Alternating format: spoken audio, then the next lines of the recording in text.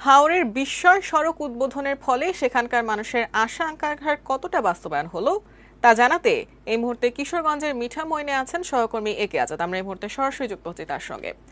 আজাদ, আপনি আছেন সেখানে এবং সেখানকার মানুষ এই সড়ক নিয়ে কতটা আনন্দিত, তাদের কতটুকু সুযোগ সুবিধা হবে, সব মিলে তাদের প্রতিক্রিয়া জানাবেন। ধন্যবাদ আপনাকে। আমি ঠিক যে জায়গাটিতে দাঁড়িয়ে আছি হাওরের প্রায় মাঝখানি বলা চলে, এবং এই জায়গায় বেশ কয়েক মাস আগেও এখানে বেশ পানি ছিল। আর এখন এই জায়গায় 30 কিলোমিটার সড়ক, এবং এই সড়কটির মধ্যে 3টি সেতু করা হয়েছে। এই সেতুগুলো করার পেছনে কিছু রহস্য আছে, সেই বিষয়টা নিয়ে একটু পরে বলছি। তার আগে বলছি যে এই সড়কটি নিয়ে এখানকার মানুষ কি ভাবছেন, কারণ কয়েক ঘন্টা আগে যখন প্রধানমন্ত্রী শেখ হাসিনা এই 30 কিলোমিটার সড়ক উদ্বোধন করেছেন, সে জায়গাটিতে এখানকার মানুষজন বলছেন একটা সময় দেখা গেছে বছরের পর বছর ধরে তারা জন্ম থেকে একটি উপজেলা থেকে আরেকটি উপজেলায় যেতে তাদের নৌকায় করে দিন পার হয়ে যেত। কখনো কখনো দেখা গেছে যে তারা আরেকটি উপজেলায় যাওয়ার পর নিজের বাড়ি ফিরে আসতে পারেননি একদিনের মধ্যেই।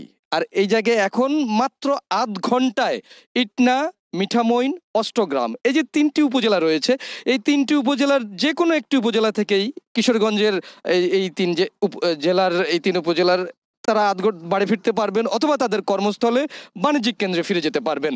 যার কারণে এই যে যোগাযোগ ব্যবস্থার একটি উন্নয়ন, এটি তাদের জীবনেও উন্নয়ন, জীবনযাত্রায় ছাপ ফেলেছে বলে তারা মনে করছেন। শুধু তাই নয়, এই সঙ্গে তারা আরো বলছেন যে এই 3টি উপজেলার সঙ্গে ভবিষ্যতে যাতে কিশোরগঞ্জের যে মূল জেলা শহরের সঙ্গে যাতে যোগাযোগ স্থাপন করা যায়, সেই বিষয়ে যাতে সরকার পদক্ষেপ নেয়। সেই সাথে আরো বেশ কয়েকটি বিষয় দাঁড়িয়ে গেছে যে এই 30 কিলোমিটার সড়ক নির্মাণের